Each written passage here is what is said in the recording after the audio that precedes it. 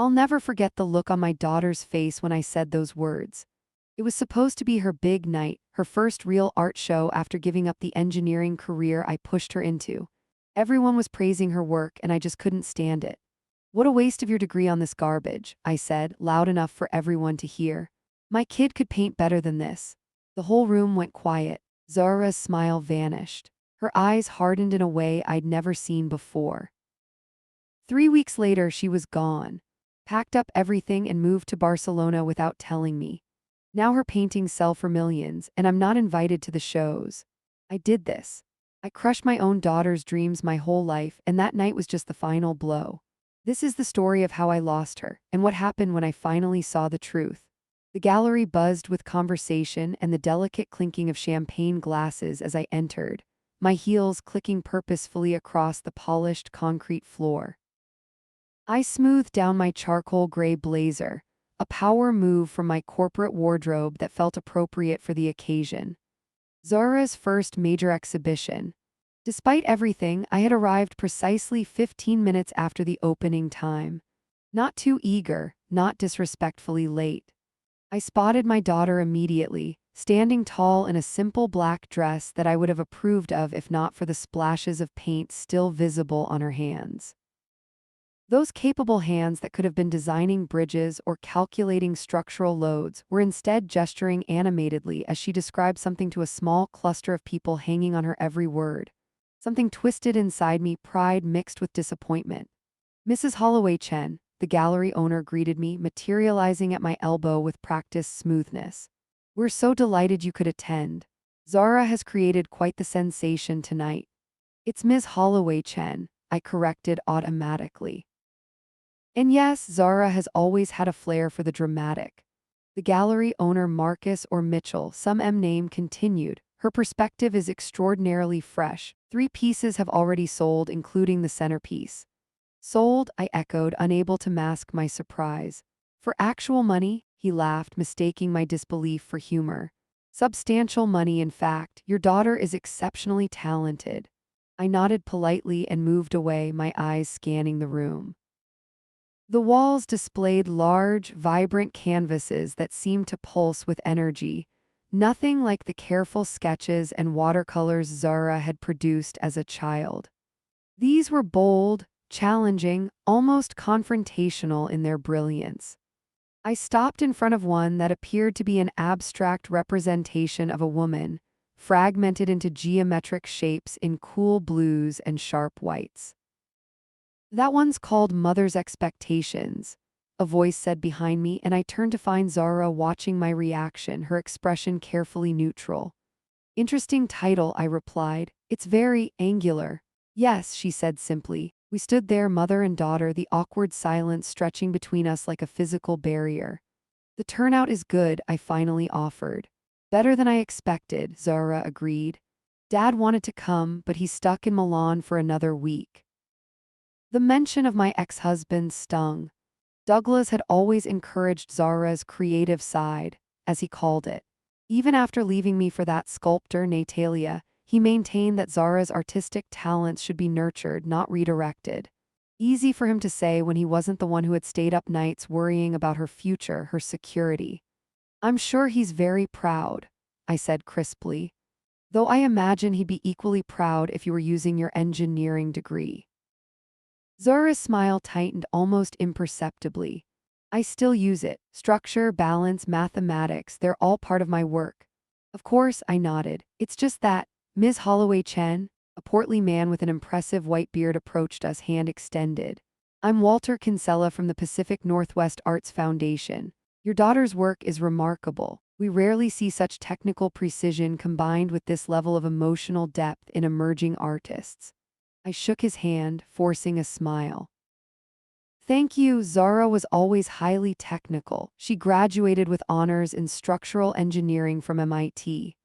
Zara shot me a quick glance but maintained her composure. "Mom, Mr. Kinsella has acquired my triptych for the Foundation's permanent collection." "Permanent?" I repeated, that twist in my gut tightening further. "We expect great things from Zara," Kinsella continued, oblivious to the tension. "Her approach to form is revolutionary." I nodded again, the practiced social smile fixed on my face. Inside, my thoughts were racing. Permanent collection? People were taking this seriously, this detour, this hobby. I had always assumed Zara would get this artistic phase out of her system and return to a sensible career. A real career. As the evening progressed, I mingled, accepting congratulations from strangers as if I had anything to do with Zara's success. With each new introduction, each enthusiastic comment about my daughter's talent, I felt increasingly out of place. These people, artists, critics, collectors, spoke a language I didn't understand, valuing things I had spent a lifetime dismissing.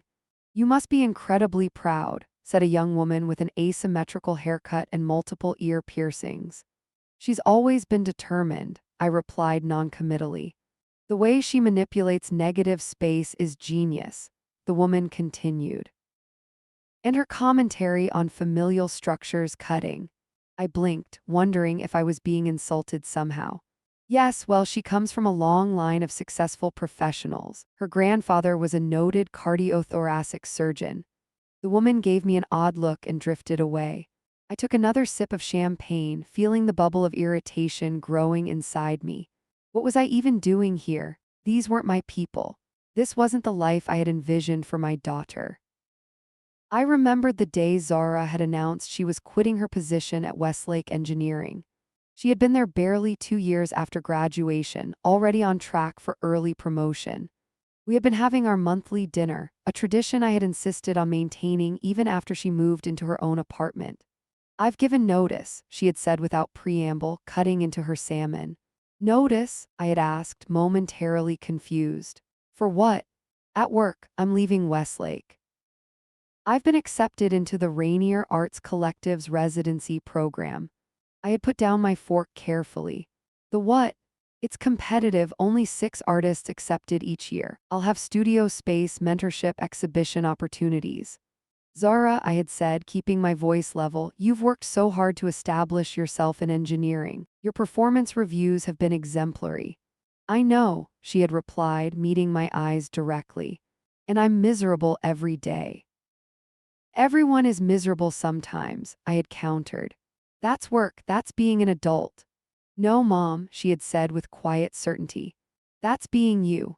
The memory dissolved as I noticed Zara across the room, deep in conversation with an older woman wearing an elaborate silk scarf. They were standing in front of a particularly large canvas, a riot of reds and blacks that seemed almost violent in its execution. As if sensing my gaze, Zara looked up and motioned for me to join them. I crossed the room reluctantly, plastering on another smile. "Mom, I'd like you to meet Alina Whiting," Zara said, a note of reverence in her voice. "She owns galleries in New York, London, and Hong Kong." The woman extended a bony hand adorned with several unusual rings. "Miss Holloway Chen, your daughter has extraordinary vision. I haven't been this excited about a new artist in years." "Thank you," I replied automatically. Zara has always been creative. Even as a child, though we emphasized more practical pursuits. Eleanor's eyebrows rose slightly. "Well, I'm grateful those practical pursuits didn't squash her artistic voice entirely.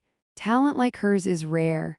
"Yes, but talent doesn't always pay the bills," I said, the words slipping out before I could stop them. An uncomfortable silence fell. Eleanor looked between Zara and me with new interest. "Actually," Zara broke in, her voice tight, "I've been supporting myself entirely through my art for the past year." "A year is hardly a career," I replied dismissively. "Engineering is a lifetime of security." "If you'll excuse me," Eleanor said tactfully, "I should speak with Marcus about logistics. Zara, will continue our conversation about Barcelona soon." As she walked away, Zara turned to me, her eyes flashing. "Why do you do that?" "Do what?" I asked innocently. "Undermine me. In front of everyone, in front of someone who could significantly impact my career." "I'm being realistic," I defended. "Someone needs to be." "Realistic?" Zara's voice rose slightly before she controlled it. "Mom, I just sold over $30,000 in artwork tonight. That's reality." I felt my face flush, partly from embarrassment, partly from anger. One night doesn't make a career. What about health insurance, retirement planning, stability?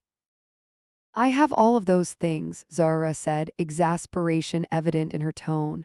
I've shown you my business plan. I've explained how I'm managing my finances. You just refuse to listen. Around us, the gallery continued to hum with activity, but it felt as if we were in our own bubble of tension. I noticed a few curious glances directed our way and straightened my posture. Let's not make a scene, I said primly. I'm not making a scene, Zara replied. I'm trying to have an honest conversation with my mother on what should be one of the proudest nights of my life. Something in her words pierced through my defensiveness. I took a breath, trying to see the room through her eyes. The vibrant artwork, the appreciative crowd, the sense of accomplishment, shouldn't I be happy for her? But then I caught sight of a young couple across the room, giggling as they pointed at one of Zara's more abstract pieces. The woman whispered something to the man, and they both laughed again. Indignation rose in me like a tide. Were they mocking my daughter's work? Did Zara not see how precarious this all was? Zara, I began, my tone shifting to the one I used when closing difficult deals at work. You know I want what's best for you, I always have, and while this is nice, I worry about your future. Zara's expression hardened slightly. This is my future, Mom, right here. At that moment, Marcus approached with an elegant older couple. Zara, the Hendersons are interested in commissioning a piece for their foundation.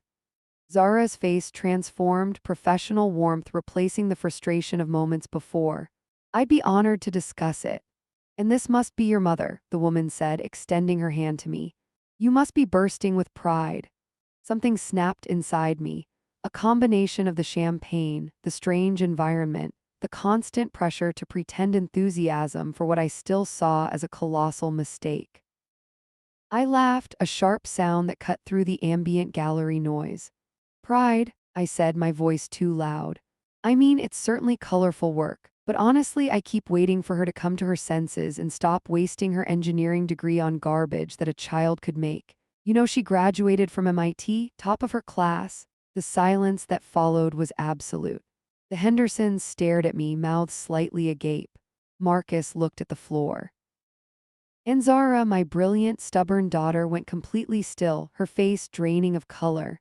I apologize for my mother, she said after a moment, her voice remarkably steady. She has strong opinions about career choices. No need to apologize, Mrs. Henderson said kindly, though her eyes were cool when they flicked to me. Art often provokes strong reactions. Perhaps we could continue our conversation by your triptych, Marcus suggested smoothly, guiding the couple away. Zara didn't look at me. She stared straight ahead, her profile like carved stone. Zara, I began, suddenly aware that I had crossed a line. I didn't mean. Yes, you did, she interrupted, her voice low. You meant every word, you always have.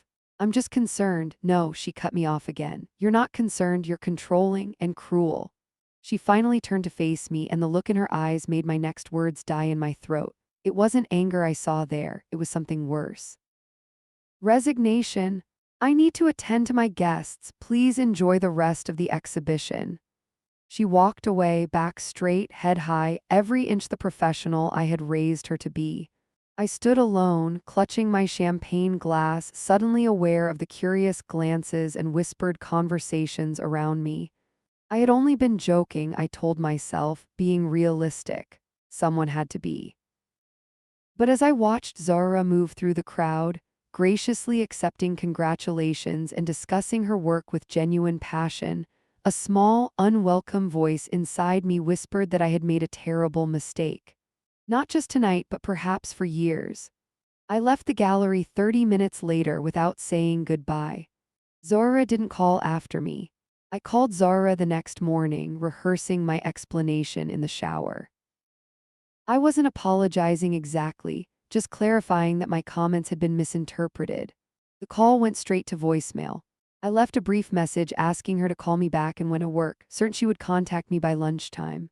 She didn't. 3 days passed with no response to my increasingly frequent calls and texts. On the 4th day, I drove to her apartment after work, a peace offering of her favorite takeout in hand. She answered the door after my 3rd knock, her face carefully neutral. Mom, she said without warmth, come in. Her apartment felt different somehow. The art books that usually cluttered her coffee table were gone. The small sketches that normally papered her walls had been removed, leaving faint rectangular outlines on the paint. I brought pad thai, I said, lifting the bag. Thanks, I already ate. She gestured toward the couch. Have a seat if you want. I perched on the edge of the sofa, still holding the takeout bag. You haven't been answering my calls. Zara leaned against the wall, arms crossed. I've been busy. Too busy to return a simple phone call. I tried to keep the irritation from my voice. I was worried. Were you? She asked, her tone flat. We stared at each other, the silence stretching uncomfortably between us. I noticed dark circles under her eyes, and her normally neat apartment showed signs of disorder, half-empty boxes in one corner, stacks of papers on the dining table. Are you moving? I asked, gesturing toward the boxes. Yes, she said simply. I waited for her to elaborate, but she remained silent, watching me with those tired eyes. Where? I finally prompted. Barcelona. The word hung in the air, Barcelona, across an ocean, another continent entirely. Spain, I clarified unnecessarily. Why on earth would you move to Spain? I've been accepted into an international residency program, she explained, her voice still unnervingly calm. It's a significant opportunity. How significant could it be if it requires moving to another country? There must be similar programs here. There aren't. For the first time, a flicker of emotion crossed her face. This is with Alejandro Ferrer. He only takes 3 Pertegues each year. The name meant nothing to me, but I could tell from her tone that it should. Another reminder of how separate our worlds had become. Zara, I said carefully, I think you're being impulsive. Moving abroad is a major decision. The cost of living, the language barrier, the distance from family. I speak Spanish, she interrupted. And I've done thorough financial planning. The residency includes housing and a stipend. For how long? The program is 1 year, she said. After that, we'll see. We'll see, 2 simple words that filled me with dread. We'll see could mean forever. This is because of what I said at your exhibition, isn't it? I asked, setting the forgotten takeout on the coffee table. You're running away because of one comment. Zara pushed away from the wall, uncrossing her arms. This isn't about your garbage comment, though that was particularly cruel. This is about my entire life, Mom. This opportunity came weeks ago. I almost turned it down because I was worried about what you would think. Can you understand how twisted that is? Declining a career-changing opportunity because I was afraid of my mother's disapproval. I only want what's best for you, I insisted. No, Zara said, her voice finally showing emotion, a quiet intensity that was somehow worse than shouting. You want what you think is best. You've never asked what I want, not once. That's not fair, I protested. I've supported you. When? She challenged. When have you ever supported my art without qualification? Without immediately suggesting it should be a hobby, not a career? When have you ever looked at my work and seen anything but a waste of potential?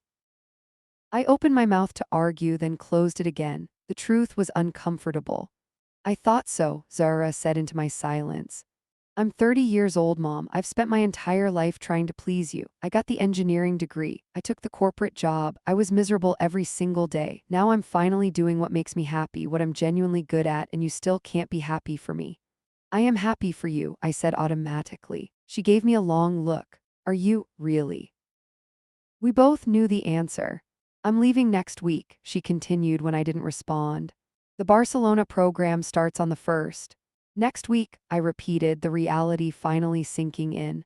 But that's so soon. What about your apartment lease, your things? I've arranged everything, she said. My lease has a clause for early termination. I'm selling most of my furniture, shipping some boxes, and putting a few things in storage. The methodical planning stunned me. This wasn't an impulsive decision. It was a carefully considered exit strategy. I would have helped you, I said softly. Would you? She asked, not unkindly. Without criticizing every decision, without suggesting I was making a mistake. Again, we both knew the answer. I stood, suddenly needing to be anywhere but this apartment with its empty walls and packed boxes. When do you fly out? Wednesday morning. 5 days away. Will you at least have dinner with me before you go? Tuesday night, perhaps. She hesitated, then nodded. Yes, that would be fine. I moved toward the door, then stopped, turning back. Zara, I know we don't always see eye to eye, but I do love you. I hope you know that. She gave me a small, sad smile. I know you believe that, Mom. I left with the weight of those words pressing on my chest. Tuesday came, and I waited at our agreed restaurant for 2 hours before accepting that Zara wasn't coming. My calls went straight to voicemail.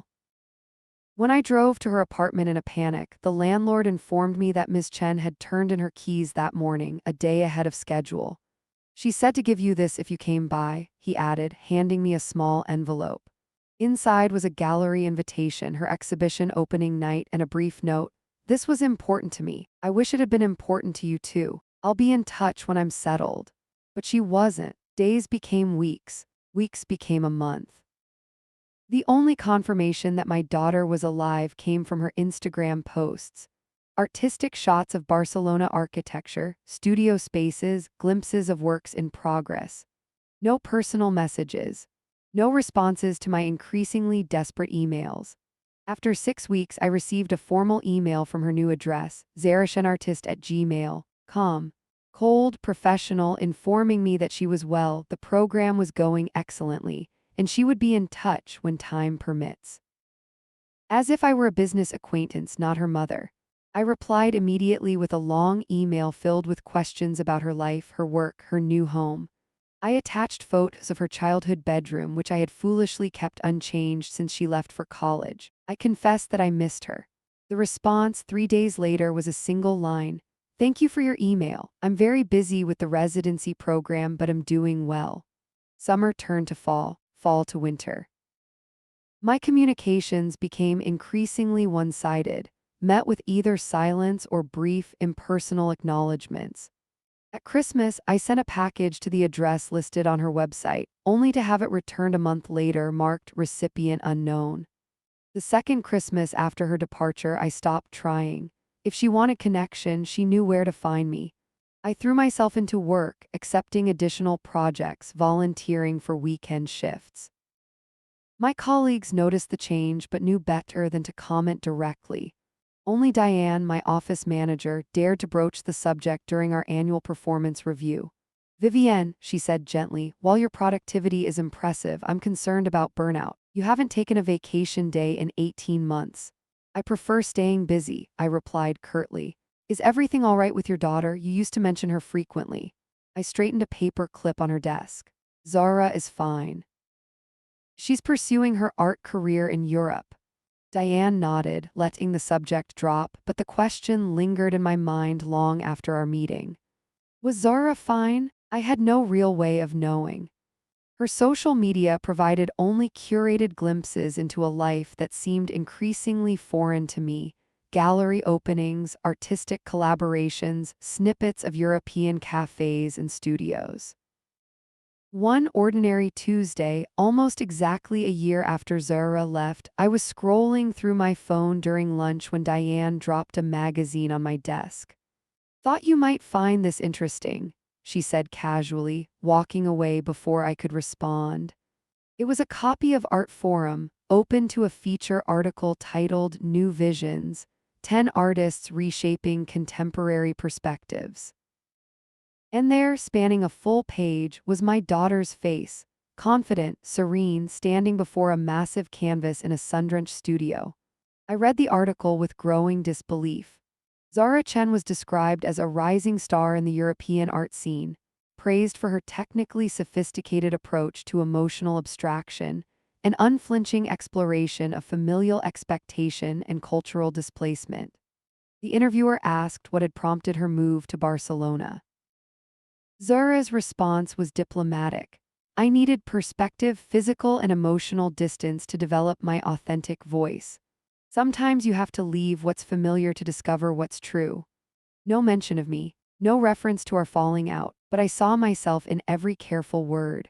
Her recent solo exhibition, Severance, the article continued, sold out within 3 hours of opening, with prices ranging from €8,000 to €25,000. I did the mental conversion to dollars and felt my breath catch.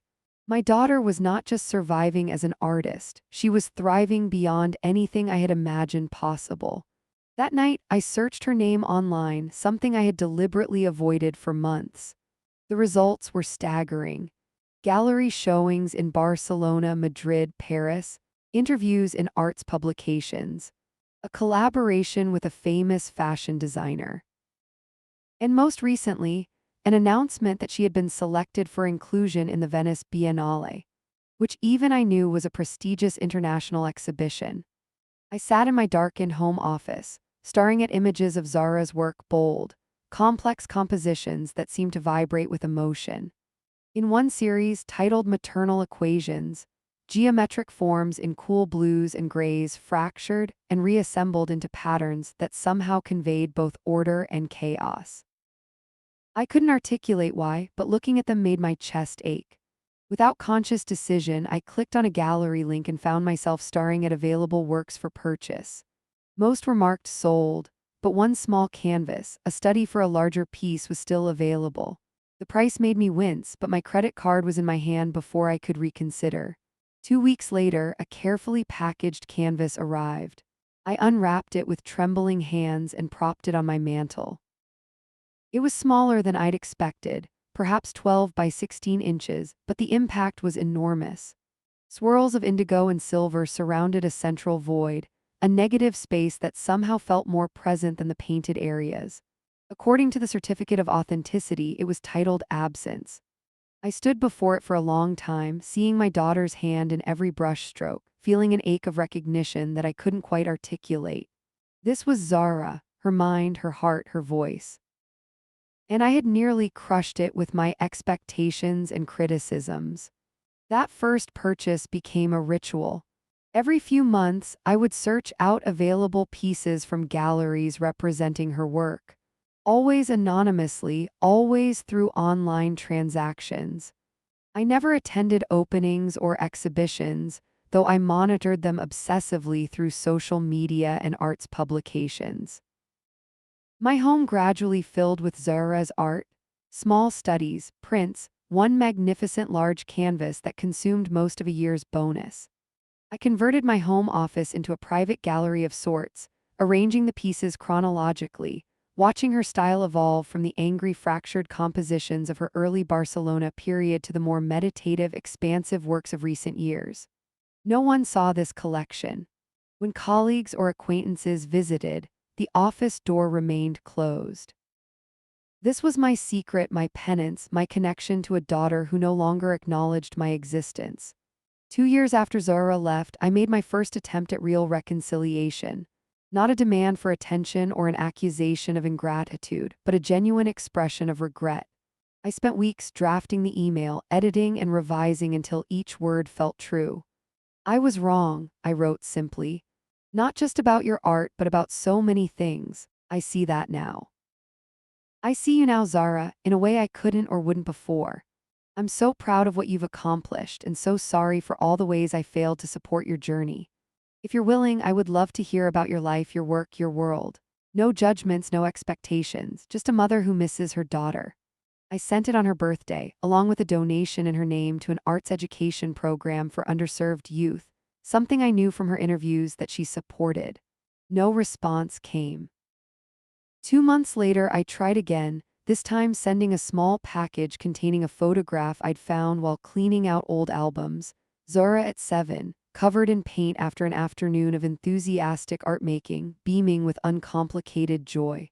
On the back, I wrote, I should have protected this happiness, not tried to redirect it. I'm sorry. The package was returned unopened, marked recipient has moved. No forwarding address available. I stopped trying after that. Not because I had given up, but because I finally understood that any reconciliation would have to be on Zara's terms, not mine. I had forfeited the right to demand her attention or forgiveness. Still, I continued to follow her career from afar, collecting her art anonymously, reading every interview, watching her star rise in a world I had never valued or understood. I took a strange comfort in these one-sided connections, these glimpses of the extraordinary woman my daughter had become without me. And in quiet moments, standing before her paintings in my secret gallery, I would sometimes speak to her as if she could hear me through her art. Sharing my day, my thoughts, my growing recognition of all I had lost through my own stubborn blindness. I was wrong, I would whisper to the empty room, to the vibrant canvases that held more of my daughter than I had ever truly seen when she stood before me. And you were right to leave. The package arrived on a Tuesday, carefully wrapped in corrugated cardboard and bubble wrap, bearing the return address of Galleria Lumina in Madrid. I recognized the gallery name immediately. They had hosted Zara's most recent solo exhibition, a show titled Inheritance that had received glowing reviews in international art publications. My hands trembled slightly as I cut through the packaging. Inside was a small canvas, perhaps 8 by 10 inches, depicting a young girl standing before an easel, her back to the viewer. The palette was unusually warm for Zara's work, amber and gold instead of her typical cool blues and silvers. According to the enclosed certificate, it was titled Before. I placed it carefully on my kitchen counter and stared at it while preparing dinner, a meal for one as always. This was my 5th purchase of Zara's work and the smallest yet, but something about it felt different from the others. More personal somehow, more revealing. That night I carried the painting to my converted home office, what I had come to think of as the gallery. The room no longer contained a desk or computer. Instead, the walls were lined with Zara's artwork, arranged chronologically from her earliest post-Barcelona pieces to her most recent works. I had installed proper gallery lighting and even small, discreet placards with titles and dates. I placed Before on a small easel, considering where it might fit in the larger collection. As I studied it, I noticed details I had missed initially. The little girl's posture straight-backed but with tension in her shoulders. The shadowy adult figure barely suggested in the background. The vivid, joyful colors on the child's canvas contrasting with the more muted tones of the room surrounding her. With sudden clarity, I realized this wasn't just any child. This was Zara herself, painting as a young girl. And the shadow in the background must be me, watching, judging. The realization made me sink into the single chair I kept in the room, a wave of memories washing over me. Zara at 6, proudly presenting a watercolor butterfly, her small face falling when I pointed out that butterflies didn't come in purple. Zara at 10, staying up late to finish a detailed drawing for a school competition, my voice cutting through her concentration. Wouldn't that time be better spent on your science project? Zara at 15, sketchbook always in hand, my constant refrain. Art is a wonderful hobby, darling, but not a practical career path. A lifetime of dismissal. 1,000 small wounds. The collection I had amassed suddenly seemed perverse, gathering the art of a daughter I had never properly supported, watching her succeed from a distance without ever acknowledging my role in making that distance necessary. What right did I have to these pieces of her soul? On impulse, I opened my laptop and searched for information about Zara's current exhibition.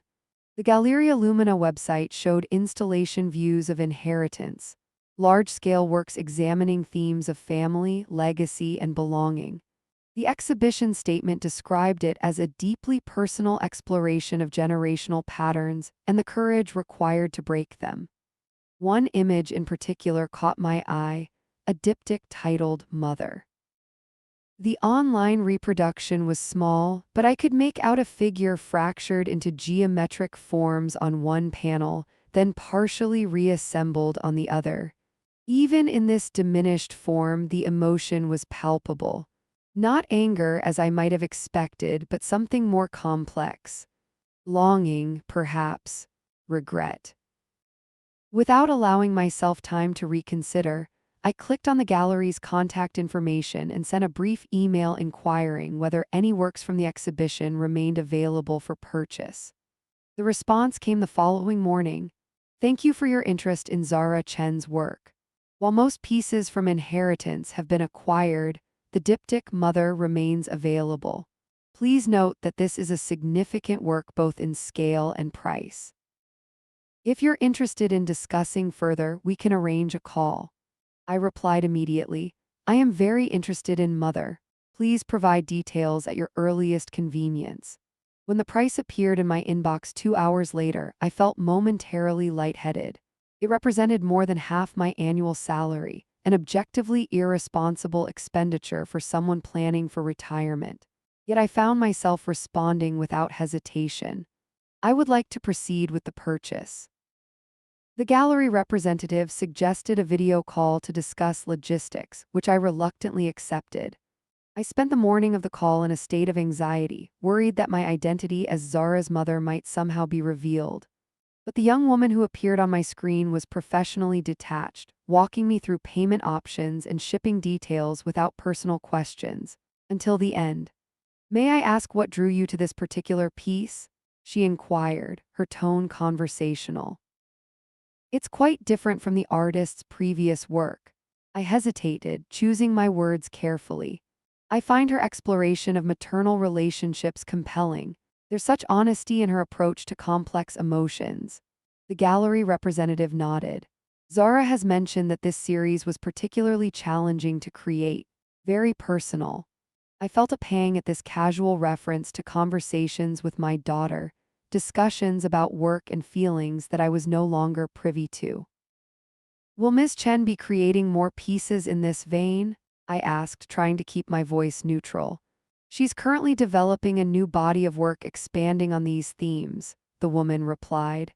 "There's significant interest following her Venice Biennale inclusion. We're actually planning a larger exhibition in New York next year." New York, so much closer than Barcelona or Madrid. The thought sent a jolt through me.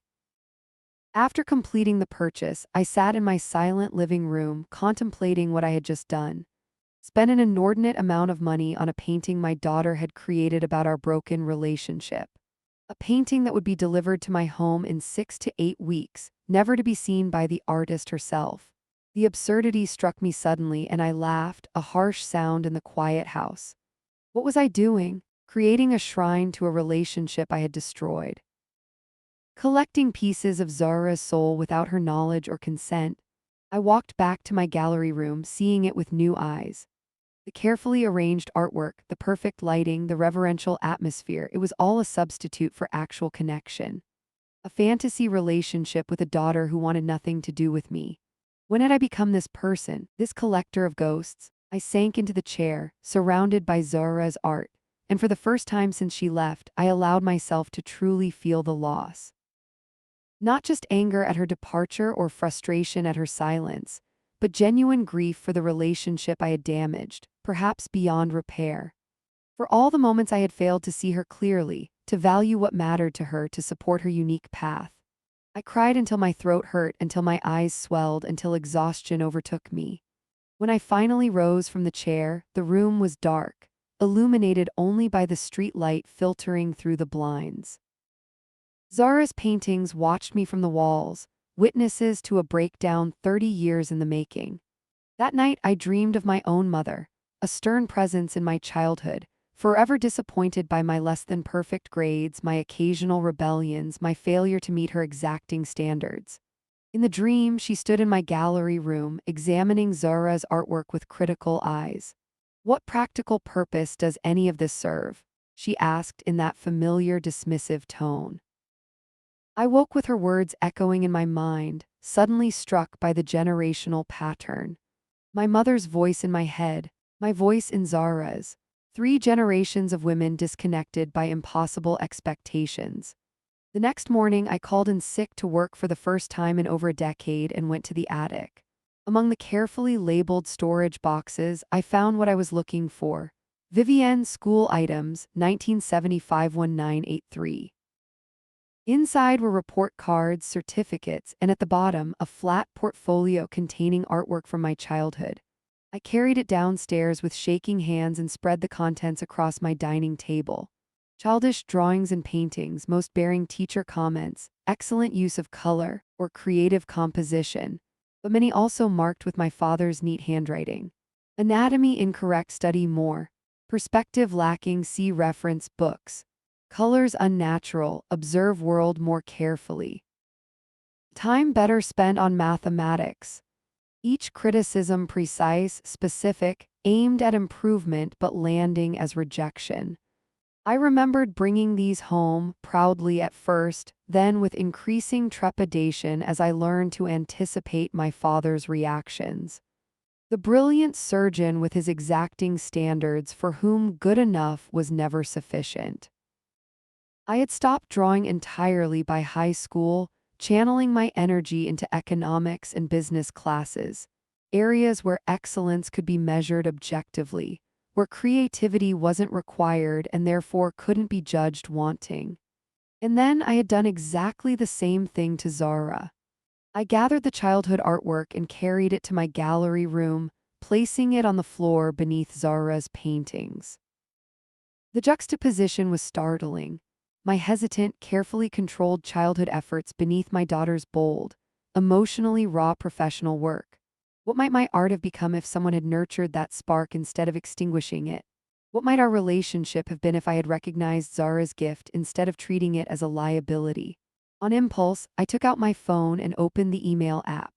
Zara's address was still in my contacts, though my messages had gone unanswered for over a year. I began typing without allowing myself to overthink.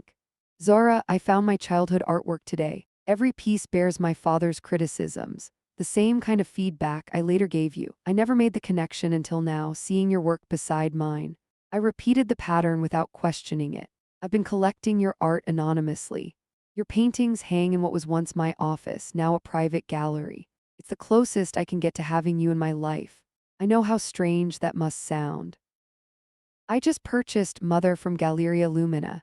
I'm not telling you this to make you uncomfortable or to intrude on your privacy. I'm telling you because I finally understand what your art has been saying all along.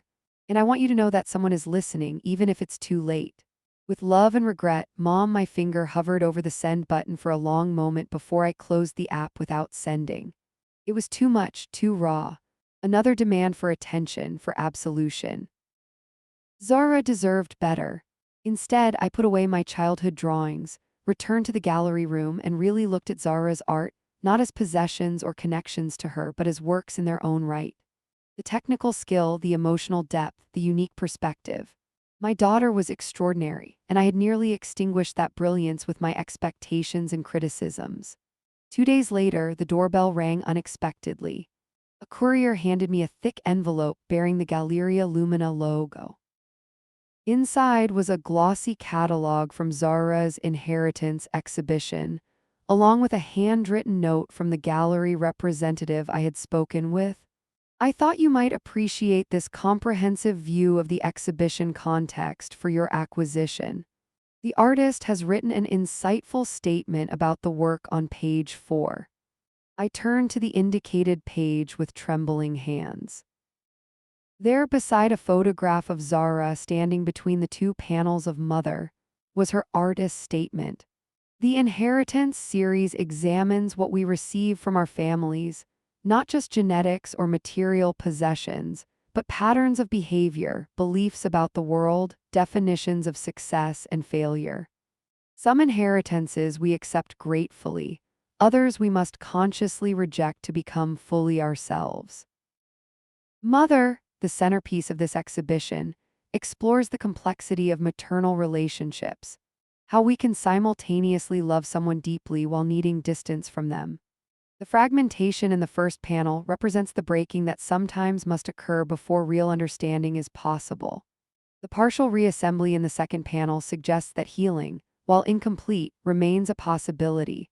That reconciliation, even across great distances, is never entirely foreclosed. This work is particularly personal for me. It draws on my own experience of separation from my mother, a painful but necessary distance that allowed me to find my authentic voice as an artist and as a person. In creating these paintings, I have come to understand that her inability to support my chosen path was itself an inheritance from her own parents. We are all, in some sense, products of what came before us. The question is whether we have the courage to examine these inheritances critically and choose which to carry forward. I read the statement 3 times, tears blurring my vision. The idea that Zara had reached this understanding of our relationship, seeing my failures as part of a larger pattern rather than simple cruelty, was both a relief and a deeper sorrow. She had achieved a perspective I was only now beginning to grasp. The next morning, I found myself driving to the storage facility where I kept a few boxes of Zara's childhood possessions, things she had left behind when she moved to her own apartment years ago. Among them was a plastic bin labeled Art, ages 8-12. I brought it home and spent the evening going through it piece by piece. Watercolors, colored pencil drawings, small clay sculptures wrapped in tissue paper. Many bore my handwritten comments in the margins or on the back, always pushing for improvement, rarely acknowledging achievement. Reading them now made my stomach twist with shame. But mixed among these were items I had never seen, drawings hidden away in folders, small paintings tucked between sheets of cardboard. These bore no comments, no critiques. They were Zara's private work, created for herself alone, preserved from my judgment. And they were beautiful, free in a way her public pieces never were. Experimental, playful, deeply felt. That night, I dreamed of my father standing in my gallery room, examining Zara's artwork with his surgeon's precision. But instead of criticism, he turned to me with an expression I had never seen in life: regret. "I didn't know how to nurture what I didn't understand," he said. "Neither did you." I woke with tears on my face and a resolution forming. The cycle had to end. Not through dramatic gestures or demands for forgiveness, but through honest acknowledgement of the pattern and a commitment to change. I rose early and went to an art supply store, a place I had never voluntarily entered before. The young clerk helped me select basic materials: watercolors, brushes, proper paper. I felt foolish, a woman approaching 60 buying beginner's art supplies, but also strangely liberated. That evening, I sat at my dining table with a blank sheet of paper and attempted my first painting in over 40 years. The results were predictably awkward: childish shapes, muddy colors, uncertain composition. Nothing like Zara's masterful work hanging in the next room. But as I rinsed my brushes, I realized something important. For the first time in my adult life, I had created something without concern for its practical value or others' judgment. Simply for the experience of making. In that small act, I began to understand what I had denied my daughter all those years: the joy of creation for its own sake, the freedom to explore and express without constant evaluation. I pinned the amateurish watercolor to my refrigerator like a child's artwork and found myself smiling each time I passed it. Not because it was good, it most certainly wasn't, but because it represented a first step away from a lifetime of rigid thinking. The following weekend, I signed up for a beginner's painting class at the community center. Most of my classmates were retirees or young parents, no one remotely like me, a finance executive with a perfect manicure and designer clothes. I felt out of place until we began painting, when all external markers of status and achievement fell away, leaving only the shared struggle to translate what we saw and felt onto paper. "You're gripping your brush too tightly," the instructor said gently, demonstrating a looser hold. "Art isn't about control, it's about flow." The words resonated beyond their intended context. My whole life had been about control, controlling outcomes, controlling perceptions, controlling my daughter's path, and in trying to maintain that control, I had lost what mattered most. Week by week, I continued attending classes, slowly improving my technical skills, but more importantly, loosening my need for perfection. I hung each painting in my kitchen, not hidden away like my secret gallery of Zara's work, but visible, a public declaration of my imperfect efforts. When Mother finally arrived from Madrid, I didn't place it in the gallery room with my other acquisitions. Instead, I hung it in my living room where I would see it daily, a reminder of both loss and possibility. The fractured figure in the first panel, the partial healing in the second. A visual representation of our relationship, captured with more insight than I had managed in years of thinking about our estrangement. Looking at it each evening, I began to understand that true reconciliation, if it ever came, would require not just acknowledging my mistakes but fundamentally changing how I saw the world. Not just accepting Zara's choices but truly valuing them. Not just tolerating difference but embracing it. The path forward wasn't clear, but for the first time since Zara left, I could imagine one existing. Not a return to what was, but something new, something healthier for us both. One evening after painting class, I found myself driving past Zara's old apartment building. The neighborhood had changed, a new coffee shop on the corner, fresh paint on the facades, but the building looked much the same. I parked across the street, remembering the last time I had stood there, staring up at her empty windows after she had gone. A young couple emerged from the front door, laughing together, completely unaware of the history those walls contained for me. Life had continued. The world had moved on. It was time I did too, not by forgetting or giving up, but by growing into someone who might one day deserve a second chance. Someone who could truly see her daughter, not just a reflection of her own expectations. I drove home to my gallery of Zara's art, to my own stumbling creative efforts, to the diptych mother hanging in my living room like a question waiting for an answer. The answer, I was beginning to understand, wasn't in collecting more of Zara's art or sending more unanswered messages.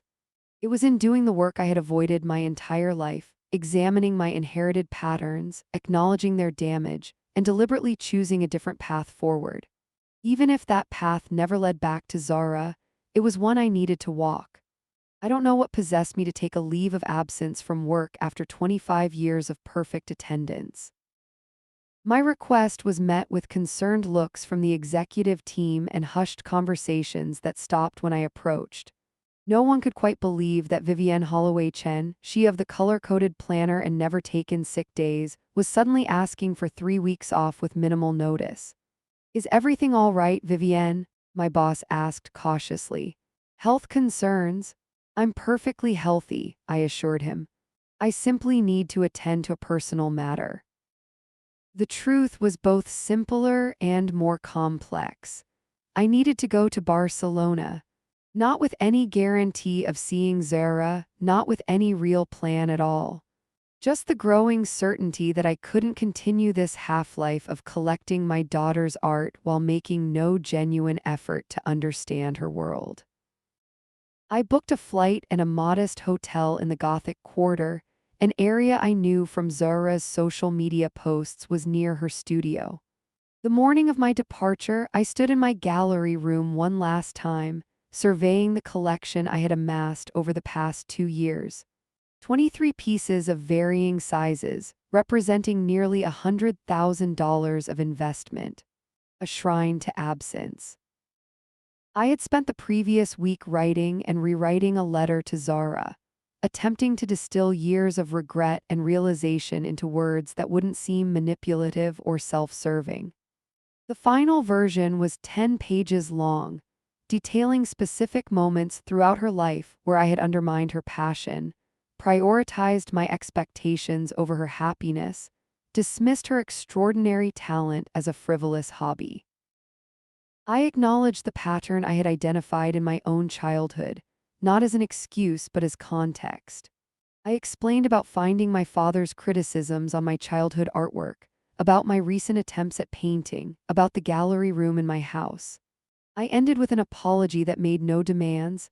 I don't expect this letter to erase the hurt I've caused or to instantly repair what I've broken. I'm not asking for immediate forgiveness or reconciliation. I simply want you to know that I see clearly now what I was blind to before. Your art isn't just valid, it's vital. It speaks truths I was afraid to hear. I am deeply, profoundly sorry for every time I made you feel that your passion was worthless or that your purpose in life was to fulfill my narrow definition of success. You deserved better, you still do. I sealed the letter in an envelope but didn't address it.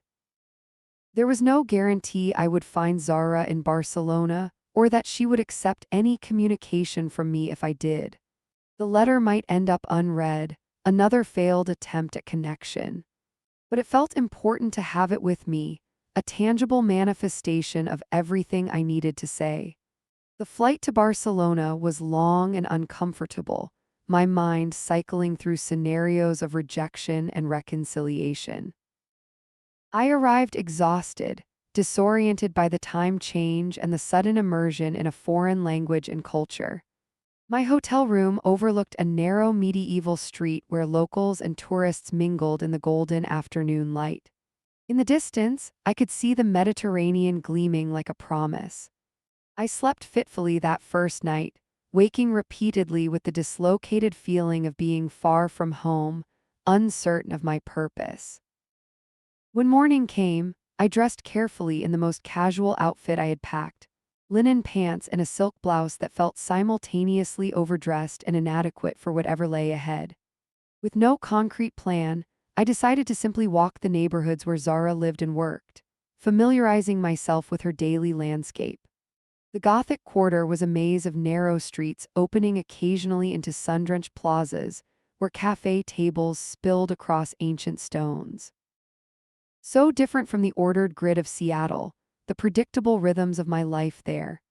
I found myself wandering into small galleries and art spaces, studying the work on display, trying to see it through new eyes, not evaluating its practical value or investment potential, but seeking to understand its voice, its intention.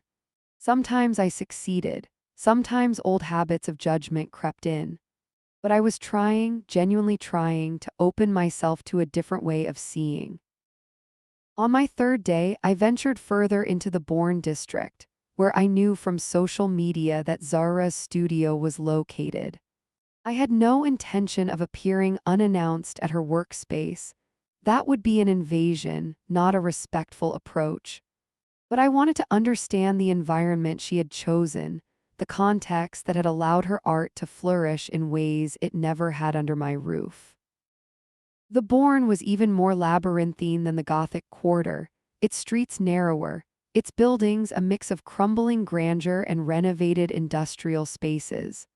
Artists and designers had clearly claimed this area, their presence evident in studio signage, quirky boutiques, and walls adorned with murals. I paused outside a cafe to consult my phone map, momentarily disoriented. When I looked up, my heart stopped. Across the narrow street, emerging from a bakery with a small paper bag in hand, was Zara. She looked different, her formerly shoulder-length hair now cut in a short artistic style, her clothing relaxed yet elegant in a way it never had been in Seattle. But more striking than these external changes was her bearing, confident, at ease, belonging in a way I had never seen back home. I froze, suddenly uncertain. I had traveled 5,000 miles without a clear plan for this exact moment. Should I call out, approach her, follow at a distance? Before I could decide, Zara looked up and saw me. Her expression shifted from casual contentment to shock, her body going still in the middle of the narrow street. For an excruciating moment, we simply stared at each other across the short distance, two planets unexpectedly pulled into the same orbit after years of separate trajectories. Then she did something I hadn't dared to hope for. She nodded slightly in acknowledgement. Not a smile, not a wave, but not an immediate retreat either. I crossed the street carefully, stopping a respectful distance from her. "Hello, Zara." "Mom." Her voice was neutral, giving nothing away. "What are you doing in Barcelona?" The practiced explanations I had rehearsed on the flight vanished. "I needed to see where you live," I said simply, "to understand what you've built here." She studied me for a long moment, her expression unreadable. "Why now? It's been over 2 years." "I know. I should have come sooner, or perhaps I wasn't ready to come sooner." I gestured vaguely at our surroundings. "Your neighborhood is beautiful." Zara glanced at her watch, then back at me. "I have a meeting with my gallery in 20 minutes. "Of course, I understand." I started to step back, resigned to this brief encounter being the extent of our reunion. "There's a cafe around the corner," she said unexpectedly. "I have time for a coffee if you want." The cafe was small and crowded, locals standing at the bar with tiny espresso cups while tourists occupied the few tables. We found space at a high counter along the wall, perching on stools with our coffee. The proximity was both comforting and awkward, the closest we had been to each other in years, yet separated by so much unspoken history. "How long have you been in Barcelona?" Zara asked, her tone polite but distant. 3 days, I replied. I'm staying in the Gothic Quarter. And how long will you be here? My return flight is in 2 weeks, but I can change it if necessary. I hesitated, then added, I took a leave of absence from work. This clearly surprised her. You did, but you never take time off. Things have changed, I said quietly. I've been trying to change. Zara sipped her coffee, her expression skeptical. Because you saw my exhibition catalog or read some reviews? Because I finally understood what I've been doing. To you, and before that to myself. I reached into my bag and withdrew a small envelope, placing it on the counter between us. These are photographs of my childhood artwork. I found them last month. Every piece has my father's critiques written on them. Zara opened the envelope cautiously, examining the photographs with professional interest that gradually shifted to something more personal as she noticed the handwritten comments. Perspective incorrect, she read aloud from one. Colors unrealistic, study more carefully. She looked up at me. Grandpa wrote these, I nodded, on everything I ever painted or drew, until eventually I stopped creating art altogether. And then you did the same to me, she said, not accusingly but matter-of-factly. Yes, I repeated the pattern without questioning it. I met her eyes directly. I'm not sharing this as an excuse, Zara, only as context. I failed you in fundamental ways, and that's entirely my responsibility. She was quiet for a moment, her fingers tracing the edge of one photograph. I've been painting about this, about patterns of behavior across generations, how we inherit ways of seeing and being without even realizing it. I know, I saw your statement for inheritance. Her head snapped up. You saw the exhibition catalog. I took a deep breath. I bought one of the pieces. Mother. Zara set down her coffee cup carefully. You what? I've been collecting your art, I admitted. Anonymously through galleries. I have 23 pieces now. I've converted my home office into a private gallery. Her expression cycled through confusion, disbelief, and something approaching anger. That's why those pieces sold to private collectors. That was you. I nodded, uncomfortably aware of how strange this must sound. It started with one small canvas about a year after you left. I saw it online and just needed to have it, to have some connection to you. That's disturbing, she said flatly. You know that, right? I do now, I acknowledged. At the time, it felt like the only way to be close to you, to try to understand what you were expressing. I couldn't see how invasive it was. Zara shook her head slowly. I can't believe you bought Mother. That piece was so personal, so painful to create. It's extraordinary, I said softly, truthful in a way I'm only beginning to understand. She checked her watch again. I need to go, my gallery meeting. Of course. I hesitated, then reached into my bag again, withdrawing the unsealed letter. I wrote this for you. You don't have to read it now or ever, but it says everything I came here to tell you. Zara took the envelope reluctantly. Is this another attempt to explain yourself, to make me understand your perspective? No, I said, meeting her eyes steadily. It's an acknowledgement of yours. She tucked the envelope into her bag without comment. Where are you staying? I told her the name of my hotel. I'll think about contacting you, she said carefully. But I need time to process. All of this, you showing up here, the collecting, it's a lot. I understand, thank you for the coffee. She nodded once, then walked away, her stride confident and purposeful. I remained at the counter, watching her disappear into the crowded street, feeling both hopeful and apprehensive. Our conversation had been civil, more than I deserved, perhaps, but far from the reconciliation I had secretly hoped for. The next 3 days passed in a strange limbo. I continued exploring Barcelona, visiting museums and galleries, taking long walks along the beach at Barcelona. At night, I sat on my hotel room balcony, watching the life of the city unfold below me, wondering if Zara had read my letter, if she would contact me again before I had to leave.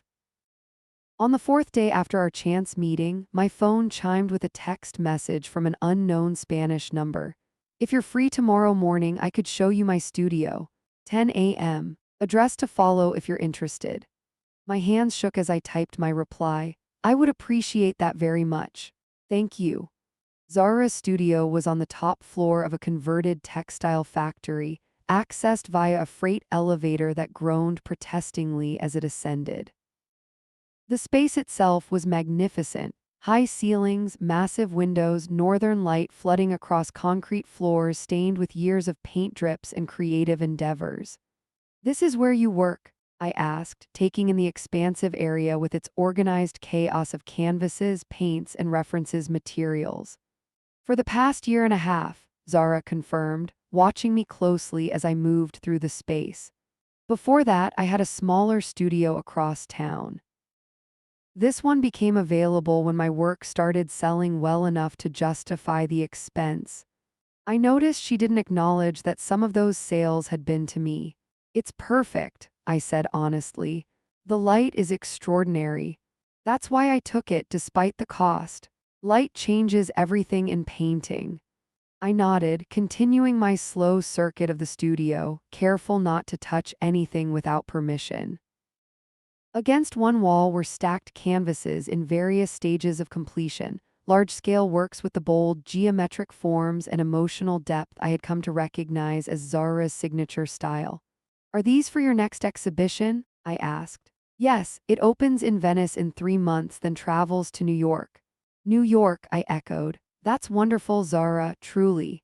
She shrugged slightly, but I could see the pride she was trying to mask. "It's a good opportunity. My gallery has connections with a major space in Chelsea." I wanted to ask if I could see the works more closely but restrained myself, aware that I needed to respect her boundaries. Instead, I moved toward a small seating area near the windows. A worn leather sofa and two mismatched armchairs clustered around a low table covered with art books and sketches. "Would you like coffee?" Zara offered, gesturing toward a small kitchenette in the corner. "I make a terrible espresso, but it's caffeine." "That would be nice, thank you." While she prepared the coffee, I studied the wall above her work table, where reference images and small sketches were pinned in a seemingly random arrangement. Among them, I was startled to recognize a childhood photograph of myself, perhaps 10 years old, sitting at my father's desk with a serious expression, surrounded by books. Zara noticed my attention. "Reference," she said simply, handing me a small cup.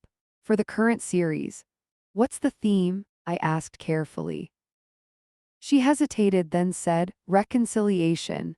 The word hung between us, full of possibility and uncertainty. "I read your letter," she continued, sitting in one of the armchairs and indicating that I should take the other.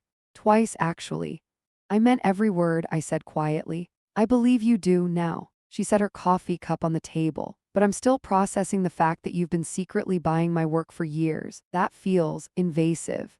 "It was," I acknowledged. "I see that now. At the time, it felt like the only connection I could maintain with you. But it was one-sided, without your knowledge or consent. I'm sorry for that." Zara studied me for a long moment. "Why did you really come to Barcelona, Mom? What were you hoping would happen?" I considered my answer carefully, knowing that honesty was essential, but also aware that I needed to respect her autonomy. "Initially, I just wanted to understand your world better. To see the place where you flourished, where your art has been recognized in ways I failed to recognize it. I didn't come with the expectation of forgiveness or reconciliation, though I won't deny hoping for the possibility of at least conversation, like this. And collecting my work wasn't enough. You needed to insert yourself into my actual life?" The question stung, but it was fair. "The collection became a substitute for real connection," I admitted. "A way of feeling close to you without doing the actual work of examining why you left, why you stopped responding to my messages. It was easier to buy your paintings than to face my own failings." "And now," she pressed, "now I'm trying to face those failings, to understand the damage I caused and to take responsibility for it, not to demand forgiveness but to acknowledge the truth." Zara was quiet for a long time, her fingers tracing the rim of her coffee cup. When she finally spoke, her voice was softer than before. "I've been painting about you for years, about us. Our relationship is woven through almost everything I create." "I suspected as much," I said. "The emotional complexity in your work, it feels personal in a way that can't be manufactured." "It wasn't all anger," she continued. "There was grief, confusion, longing, sometimes even gratitude." "Gratitude?" I echoed, surprised. "For your strength, your discipline. The parts of you that helped shape the parts of me I value. My focus, my determination." Even while rejecting your dismissal of my art, I was using qualities you instilled to pursue it professionally. I hadn't considered this perspective before, that Zara might have selectively incorporated aspects of my influence while rejecting others. That she might have built her success partly on foundations I had helped establish, even as she created a life fundamentally different from what I had envisioned. Thank you for saying that, I said quietly. Though I can't take credit for who you've become, that's been your own journey, especially these past years. Zara stood and walked to the wall of canvases, selecting one and turning it to face me. It was smaller than the others, perhaps 2 feet square, depicting what appeared to be two women facing each other across a divide, one figure sharp-edged and monochromatic, the other vibrant and dimensional.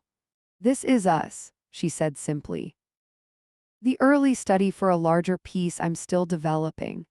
I studied it carefully, recognizing myself in the rigid, colorless figure, seeing Zara and the woman composed of intersecting planes of color and light. Between them was negative space forming a shape almost like a bridge, not connecting them yet, but suggesting the possibility. It's powerful, I said, genuinely moved. Is this part of the reconciliation series? She nodded. I started it after reading your letter. I'm not sure yet where it's going. The statement seemed to apply to more than just the painting. I can't simply forget the past, Mom, she continued. I can't pretend those years of dismissal didn't happen or didn't affect me deeply. I wouldn't ask you to, I assured her. The past is real. My failures were real. I don't expect amnesia, only the possibility of a different future.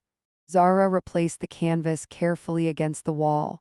I have another meeting soon.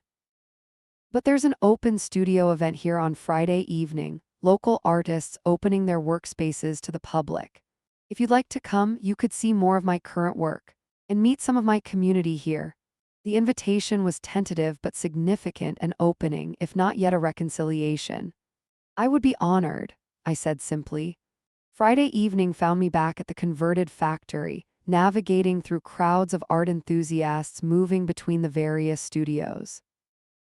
Zara's space was among the most visited, with a steady stream of people admiring the large canvases now displayed on proper easels throughout the room. I hung back, observing from a distance as my daughter explained her process to interested visitors, fielded questions about her technique, accepted compliments with gracious humility. She was in her element here, respected, valued, surrounded by people who spoke her language and understood her work on its own terms. When she spotted me near the entrance, she didn't immediately approach but acknowledged my presence with a small nod. I took that as permission to enter further, moving carefully through the crowded studio, examining the displayed works with genuine interest. The Reconciliation series was indeed powerful, complex compositions exploring themes of separation and connection, fracture and repair. I recognized elements of our relationship in several pieces, but they weren't simplistic or accusatory. They held nuance, ambiguity, the complicated truth of human bonds. What do you think? Zara's voice came from beside me suddenly. They're extraordinary, I said honestly. Some of your strongest work yet. You've become quite the critic, she observed, but her tone was light rather than biting. An appreciator, not a critic, I corrected gently. I'm still learning to see without judging. She smiled slightly at that, the first real smile she had directed at me in years. Come meet some people, she said, surprising me again. My gallery representative is here, and some friends who have been important to me since moving here. The introductions were careful but genuine. Zara didn't explain our estrangement or the complexity of our relationship, simply introducing me as my mother visiting from Seattle. Her friends were warmly polite, her gallery representative professionally courteous. I did my best to engage authentically, to show interest in these people who had supported Zara when I had failed to do so. As the evening progressed, the crowd thinned until only a few lingerers remained. Zara approached me as I was studying one of the smaller works, a piece showing two hands almost but not quite touching across a divide. Coffee tomorrow? She asked quietly. There's a place near the beach I like on weekend mornings. I'd like that, I replied, careful not to show too much emotion, not to pressure her with my hope. The following morning we walked along the Barcelona beach, cups of coffee in hand, the Mediterranean stretching blue and endless beside us. Our conversation was careful but not stilted, catching up on basic life details, discussing her upcoming exhibitions, sharing observations about Barcelona's unique character. When we found a bench facing the water, Zara turned to me with more seriousness. "I need to ask you something and I want an honest answer." "Of course," I replied, bracing myself. "All those pieces of my work you've collected, what are you going to do with them?" I hadn't expected this question. "They're hanging in my home," I said, "in the room that used to be my office." "And when you die, what happens to them then?" The bluntness of the question startled me, but I understood its importance. These were Zara's creations, physical manifestations of her emotional journey. Their fate mattered to her. "I haven't made formal arrangements," I admitted, "but my intention would be for them to return to you to decide their disposition. They're your stories to tell, not mine to control." She nodded, seemingly satisfied with this answer. "I appreciate that." We sat in silence for a while, watching the waves, the morning sunlight painting the water with gold. Finally, Zara spoke again. "I don't know if we can fix everything between us," she said carefully. "Some damage can't be undone. But I think maybe we can build something new, something different from before, if we're both willing to try." "I would like that very much," I said, my voice steady despite the emotion rising in my chest. "It would need to be on new terms," she continued. "With boundaries, with respect for who I am now, not who you wished I would be." "Yes," I agreed. "I understand that." Zara turned to look at me directly. "I'm not coming back to Seattle. My life is here now. My career, my community, my home." "I know," I said. "I wouldn't ask you to." "But," she added after a moment, "I'll be in New York for the exhibition opening in September, and then possibly Chicago after that, closer than Barcelona at least." I recognized this for what it was, not a promise of instant reconciliation but an opening, a possibility. "I could meet you in New York," I offered, "if you're comfortable with that." She nodded slowly. "I think that would be a start." As we continued our walk along the beach, the conversation shifted to Zara's upcoming work, her plans for the Venice installation, the technical challenges of her larger pieces. I listened with genuine interest, asking questions that focused on understanding rather than evaluating, showing appreciation without qualification or critique. It wasn't forgiveness, exactly. It wasn't an erasing of the past or a pretense that our relationship hadn't been deeply damaged. But it was a beginning, a tentative bridge across the divide I had created with years of dismissal and control, with one cruel joke that had been the final manifestation of a lifetime of misunderstanding. That afternoon, Zara showed me her Barcelona, not just the tourist sites but her favorite local spots, the small gallery where she had her first European exhibition, the cafe where she sketched on Sunday mornings. She introduced me to her world not as an intruder but as a visitor being granted limited, precious access. When we parted that evening, she hesitated, then reached out and briefly touched my arm, the first physical contact between us in over 2 years. "I'll text you," she said. "Before you leave Barcelona, maybe we can have one more coffee."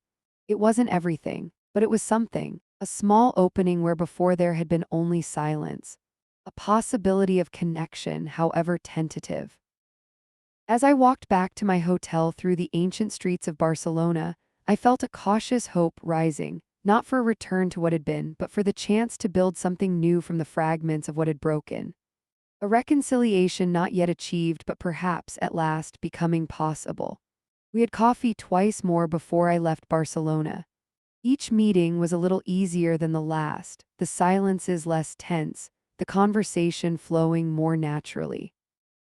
Zara showed me her favorite cafe in the Bourne district, where the barista greeted her by name and already knew her usual order. I noticed how she spoke Spanish effortlessly with the staff, how at home she seemed in this place so far from where she was raised. On my last day, she walked me to a taxi stand and hesitated before saying goodbye. "New York in September," she reminded me, not quite a question but not quite a statement either. "I'll be there," I promised. "Just let me know the dates." She nodded and then, surprising us both, stepped forward for a brief, awkward hug. It lasted only a moment, her body stiff, mine uncertain, but it was the first embrace we had shared in years. As the taxi pulled away, I watched her in the side mirror, standing with one hand slightly raised, until the car turned a corner and she disappeared from view. Back in Seattle, my house felt different somehow. The carefully ordered spaces suddenly conspicuous in their rigidity. Within a week of my return, I had rearranged the living room furniture, added colorful pillows to my formerly monochromatic sofa, and placed a small easel in the corner of my dining room where the light was best in the mornings. My colleagues noticed changes too. I left work at reasonable hours rather than staying until everyone else had gone. I declined optional weekend projects. I mentioned my painting classes without self-consciousness, even brought in a small watercolor to display on my desk, not because it was good, but because the act of creating it had brought me joy. Barcelona was good for you, Diane observed one afternoon, pausing by my office. You seem more relaxed. I met with Zara while I was there, I said, surprising myself with the voluntary disclosure. It was difficult, but important. Diane's eyebrows rose slightly, but she simply nodded. I'm glad to hear that. Family is complicated, but worth the effort. When the formal invitation arrived for Zara's New York exhibition, Reconciliation, New Works by Zara Chen, I placed it prominently on my refrigerator, secured with a magnet painted by a child in my community center art class. The positioning felt symbolic somehow, my present self connecting to Zara's future show, mediated by the creative expression I was finally learning to value. The months between Barcelona and New York passed in a new rhythm. Zara and I established a tentative pattern of communication, not frequent but regular. Every other Sunday, I would receive a text with a photograph of something that had caught her attention that week. A weathered door in the Gothic Quarter, an arrangement of fishing boats at dawn, the play of light through her studio windows. I would respond with appreciation and occasionally a photograph of my own. My latest painting attempt, a view from my office window, flowers blooming in my previously austere garden. We didn't discuss our past or delve into emotional territory. The exchanges were simple, surface level, but consistent, a thread connecting our separate lives across the ocean. It felt like learning a new language, one word at a time. 2 weeks before the New York opening, I received an unexpected package. Inside was a small canvas, perhaps 8 by 10 inches, showing two abstract figures in conversation across a table. Though stylized, the scene was unmistakably Zara and me at the Barcelona cafe. The painting captured both our distance and our tentative connection, rendered in Zara's signature style but with a warmth that was new. The note accompanying it was brief. A study for the exhibition. Thought you might want to see where it started. I placed it on my bedside table, the last thing I saw before sleeping and the first upon waking. A tangible reminder that something broken might yet be mended, if not to its original form, then into something new. The Chelsea Gallery was crowded on opening night, the white walls lined with Zara's large-scale works, spotlights creating dramatic shadows across their textured surfaces. I arrived 15 minutes after the official start time, just as Zara had once arrived at her Seattle exhibition. Not too eager, not disrespectfully late. I spotted her immediately, standing before the largest canvas, deep in conversation with an elegantly dressed older woman. She wore a simple black dress much like the one from that fateful night years ago, but her posture was different, confident, established, certain of her place in this world. When she saw me, she excused herself from her conversation and crossed the room, moving with purpose through the crowd. "You came," she said, and though her tone was neutral, I detected a note of relief. "Of course," I replied. "I wouldn't miss it."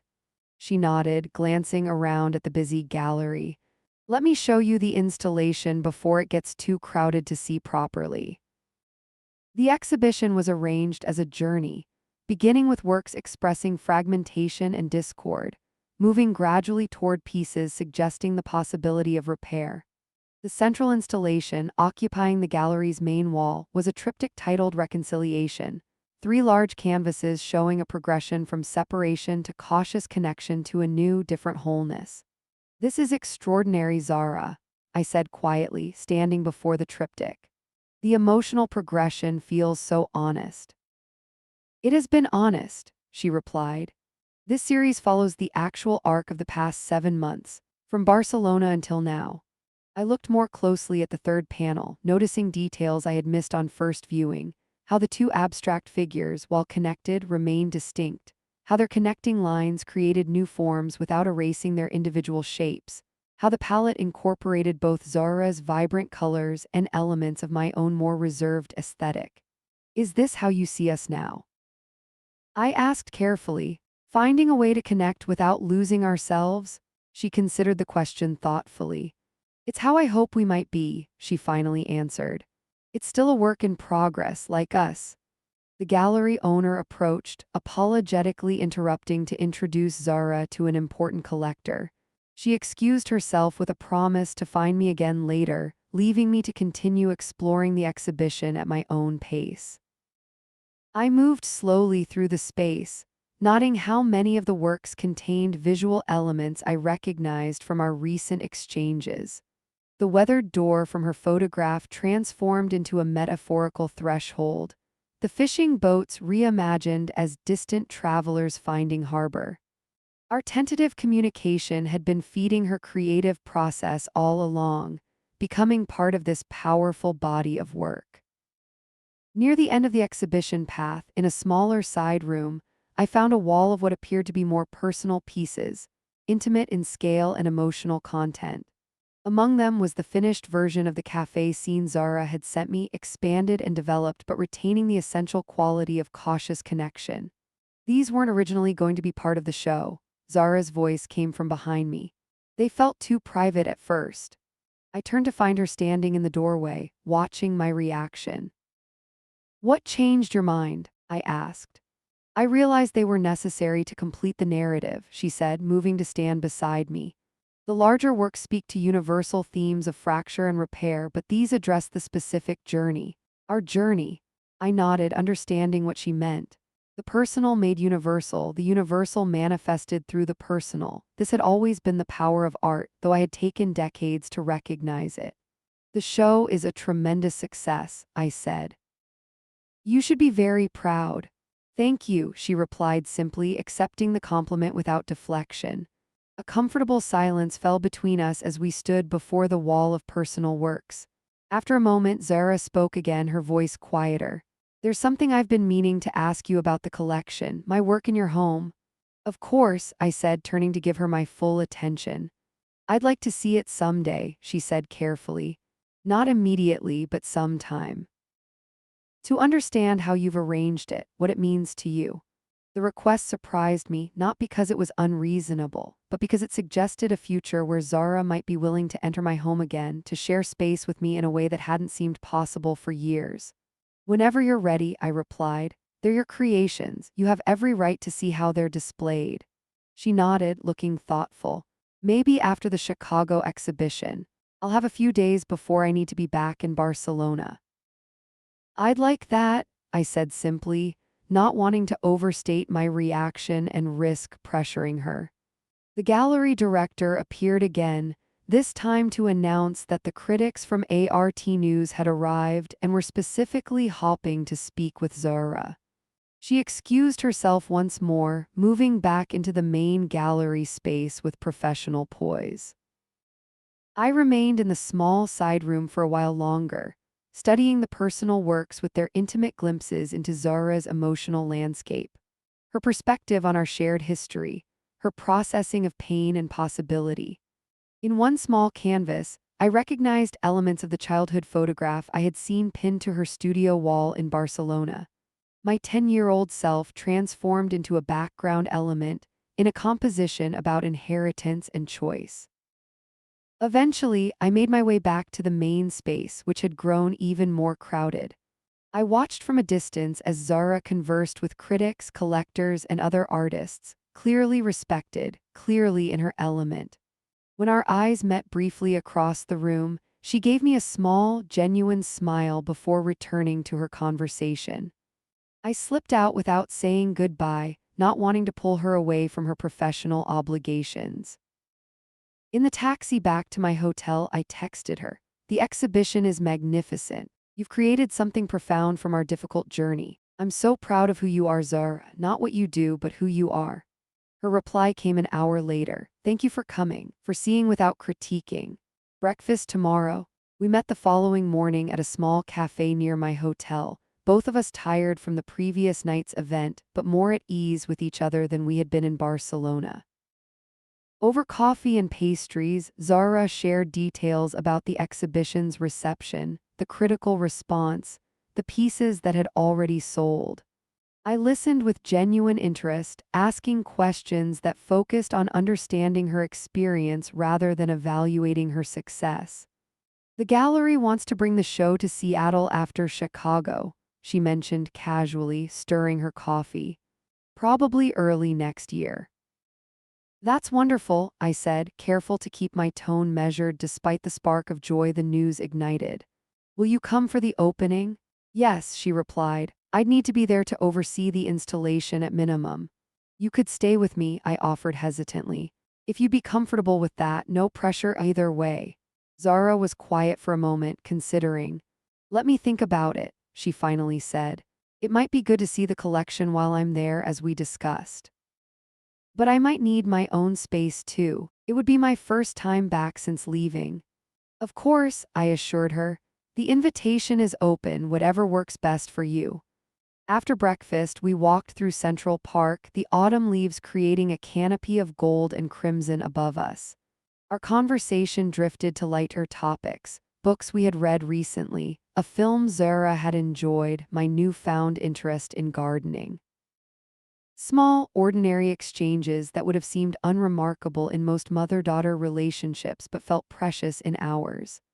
As we neared the exit, Zara asked unexpectedly, "Do you remember my 10th birthday, the art supplies you gave me?" I cast my mind back, trying to recall. The professional watercolor set with the real sable brushes, she nodded. You said they were too expensive for a child, but that quality tools mattered if I was serious about improving. Did I? I frowned, having no memory of saying this. That sounds rather critical. It wasn't actually, Zara said, surprising me. It was one of the few times you treated my art as something worthy of investment, even if you still saw it as a hobby. I used those brushes until they were worn to nubs. I felt a pang of recognition, how even my supportive gestures had come with qualifications, with reminders of proper priorities. I wish I had given you more moments like that, without the conditions attached. Me too, Zara said simply. But I've been thinking about it lately, how relationships aren't all good or all bad. How even in the difficult years there were moments of connection. Things worth remembering alongside the harder truths. We reached the park exit and paused, both aware that our time together was ending. Zara had afternoon meetings with gallery representatives, and I had an evening flight back to Seattle. Chicago is in 6 weeks, she said. The opening is on a Friday. I'll be there for the weekend, then I thought perhaps I might fly to Seattle for a few days before returning to Barcelona, if that would work for you. That would be wonderful, I said, unable to entirely hide my pleasure at the suggestion.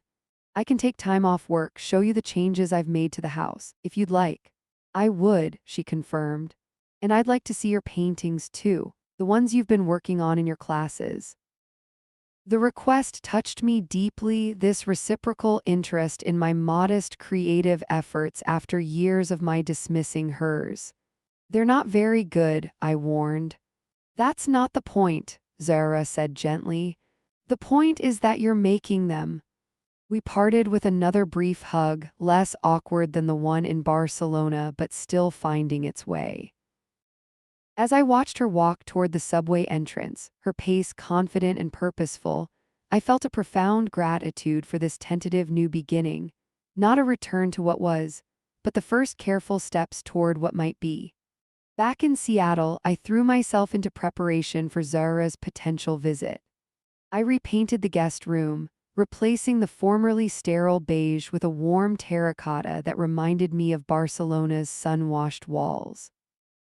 I rearranged my gallery room, ensuring that her work was displayed to its best advantage, with proper lighting and sufficient space between pieces to allow each its own voice.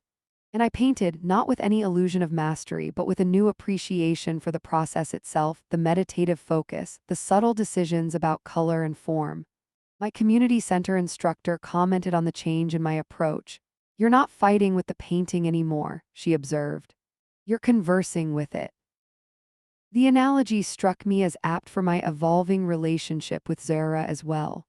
No longer a battle of wills or a struggle for control, but a tentative conversation, each of us learning to speak and listen in new ways. When the first snowfall of winter dusted Seattle in early December, I photographed the white-hedged Japanese maple in my backyard and sent it to Zara with the caption, "First snow. The garden looks different but beautiful in winter." Her reply came with a photograph of her sun-drenched Barcelona balcony. "No snow here, but the light is extraordinary today. Working on a new piece inspired by our New York conversations." 6 weeks after New York, Zara called from Chicago. "The opening went well," she reported. "Different crowd than New York, but good energy. I'm still planning to come to Seattle on Tuesday if that works." "Tuesday is perfect," I assured her. "Shall I meet you at the airport?" "Actually," she said, "I was thinking I might rent a car. Having my own transportation might make things easier. Give us both some space if needed." I recognized the wisdom in this approach, neither of us fully confident yet in our ability to navigate prolonged proximity. "Whatever makes you most comfortable," I said. "The guest room is ready whenever you arrive." When Tuesday came, I found myself moving restlessly through the house, straightening items already perfectly arranged, checking the guest room one more time, placing fresh flowers on the dining table. At precisely 4 o'clock, the doorbell rang. Zara stood on my porch with a small suitcase, looking both familiar and strange, my daughter, but also a successful artist I was still getting to know. "Welcome," I said simply, stepping aside to let her enter. She paused in the foyer, taking in the changes to the house, the warmer colors, the more relaxed arrangement, the small watercolor landscapes now hanging where stern family portraits had once dominated. "It's different," she observed. "In a good way." "I'm different," I replied, "trying to be at least." She nodded, understanding what I meant. "Where should I put my things?" I showed her to the guest room, watching as she noted the terracotta walls, the locally made ceramic lamp, the small arrangement of art books on the bedside table. "This is lovely," she said, sounding genuinely pleased. "Very warm. I thought about what you might be comfortable with," I explained, "based on what I saw in Barcelona." After she had settled in, I offered a tour of the house's other changes, ending with the door to my gallery room. "Would you like to see it now, or would you prefer to wait?" I asked, conscious that viewing her collected work might be emotionally complex. "Now is good," she decided. "It's partly why I came." I opened the door slowly, allowing her to enter first. The room was simple but thoughtfully arranged, track lighting positioned to highlight each piece, comfortable chairs placed to allow contemplation, small museum-style placards providing titles and dates. Zara moved through the space slowly, studying each piece, occasionally reaching out as if to touch a canvas before pulling her hand back. Her expression was unreadable, part professional assessment, part emotional processing. "You arranged them chronologically," she finally said. "Yes, I wanted to honor the evolution of your work, your voice." She nodded, continuing her circuit of the room. When she had seen every piece, she sat in one of the chairs, her gaze moving from canvas to canvas. "How does it feel?" I asked quietly, "Seeing them all together like this." "Strange," she admitted. "These were all created during our estrangement. They contain so much of what I couldn't say to you directly." She paused, then added, "But I'm glad they found their way to someone who values them, even if the circumstances were unusual."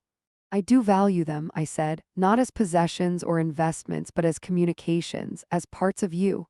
She nodded again, then stood. "Thank you for showing me.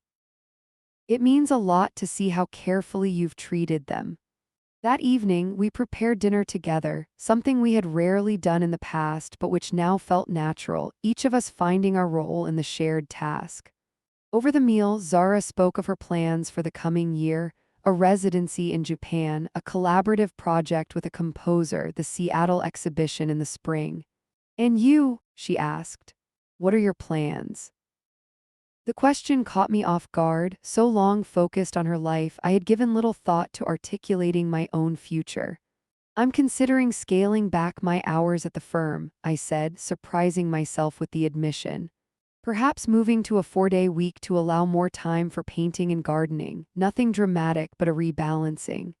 That sounds positive, Zara said. A shift in priorities. Yes, I agreed. Long overdue.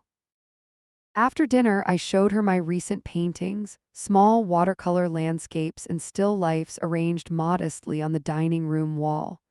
She studied them with serious attention, not offering empty praise but genuine observation. There's sensitivity in your handling of light, she noted. And I like how you're developing your own color sense here. These feel very much like your voice, not an imitation of someone else's style. Her professional assessment, offered without condescension, meant more than any generic compliment could have. Thank you, I said simply. I'm still learning, but I find joy in the process now. That seems more important than the result. It is, she agreed. That's what I tried to explain all those years ago. The acknowledgement of our past conflict hung briefly in the air, but without the sharp edges it once would have carried.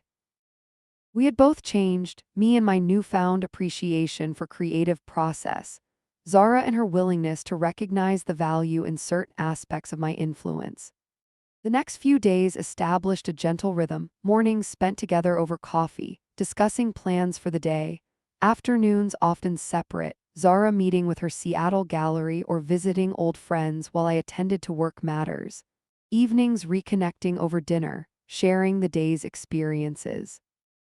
Not the forced togetherness of obligation, but the natural ebb and flow of two adults finding their way toward a new relationship. On her final evening, we sat in the garden despite the December chill, wrapped in blankets, watching the last light fade from the winter sky. I've been thinking about the Seattle exhibition, Zara said. About including a new piece, something I've been working on since New York. Tell me about it, I encouraged. It's a diptych, 2 panels showing the same scene from different perspectives, a mother and daughter at a gallery opening. She glanced at me. That night in Seattle when everything fell apart, but painted with the understanding I have now, not just the anger I felt then. I felt a tightness in my chest, the memory of that cruel joke, the visible hurt on Zara's face, the long silence that followed. That would be powerful, I said quietly. Difficult but truthful. Would it bother you? To have that moment publicly displayed? I considered the question carefully. No, I finally answered. It was a turning point for us both. It deserves acknowledgement, not erasure, and I trust your artistic integrity to render it honestly but not cruelly. Zara nodded, looking satisfied with my response. I'd like to title it Before Reconciliation. I think that's perfect, I said, recognizing the significance of the phrasing, acknowledging both our past fracture and our ongoing journey toward repair. We sat in comfortable silence as stars appeared in the darkening sky. After a while, Zara spoke again, her voice thoughtful. When I left for Barcelona, I thought I'd never speak to you again, that the break was permanent and necessary. I couldn't imagine a version of our relationship that wasn't defined by your expectations and my resistance to them. And now, I asked softly, now I think we're creating something new, not perfect, not complete, but authentic in a way we never managed before. She turned to look at me directly. I'm glad you came to Barcelona. It was the right time somehow. We were both ready for something different. The following morning, I drove Zara to the airport. Unlike our parting in Barcelona, this goodbye felt temporary, a pause in an ongoing conversation rather than an ending or an uncertain beginning.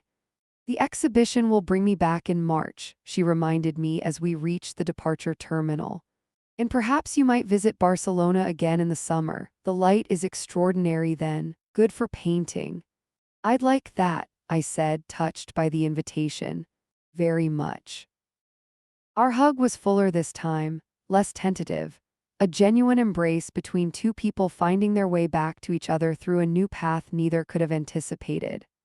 As I watched her walk into the terminal, I felt not the ache of separation that had consumed me after her first departure, but a quiet contentment.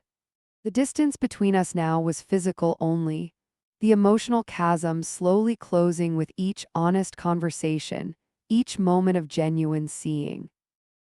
Driving home, I thought about the diptych she was creating, before reconciliation, and what might come after. Not a return to what was, but something new grown from the honest acknowledgement of past wounds and the mutual desire to heal them. In my gallery room that evening, I studied the chronological arrangement of Zahra's work, from the angry fractures of her early Barcelona period to the more meditative explorations of recent years. Soon the collection would expand to include pieces from reconciliation and whatever came next. Not a shrine to absence anymore, but a testament to growth and connection.